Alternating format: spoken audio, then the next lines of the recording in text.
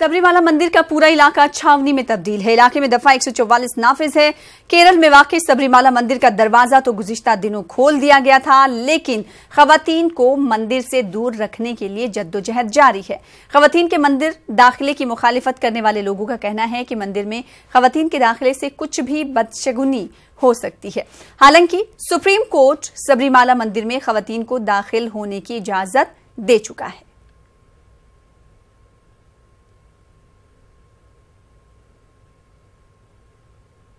The point of Supreme Court give the judgment about the humanity and the equality, and in my point of view, we should also follow the customs and culture of the India. So, what the Supreme Court think is in the point of Supreme Court there was a right, because this man and male and female is both equal. But at the time of here some culture is going on, that is.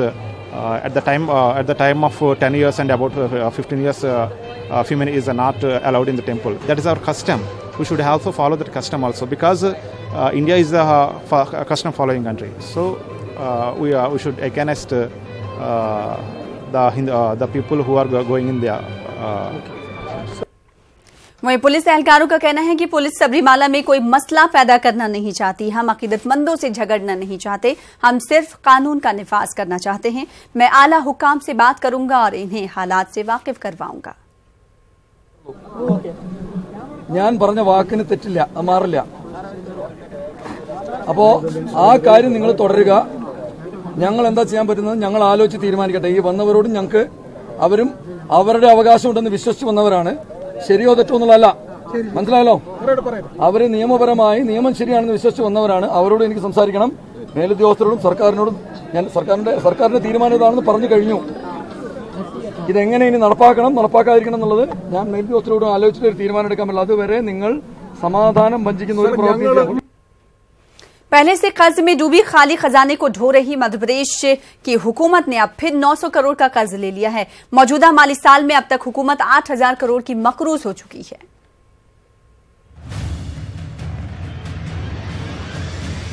पहले से कर्ज में डूबी मध्य प्रदेश की हुकूमत को फिर से कर्ज लेना पड़ा। चुनावी मौसम में हुकूमत ने गवर्नमेंट सिक्योरिटी को रीसेल करके बाजार से 900 करोड़ रुपए का कर्ज लिया है।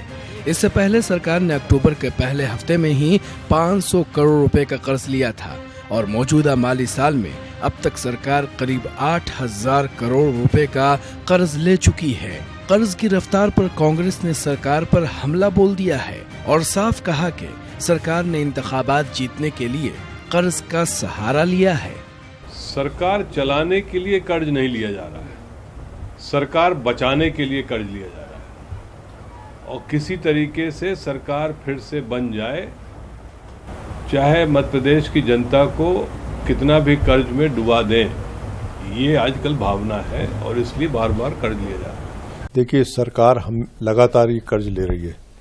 कर्ज ले लेके ये सरकार कर्ज में इतनी डूब गई है कि डेवलपमेंट के सारे काम रुक गए हैं पूरे के पूरे।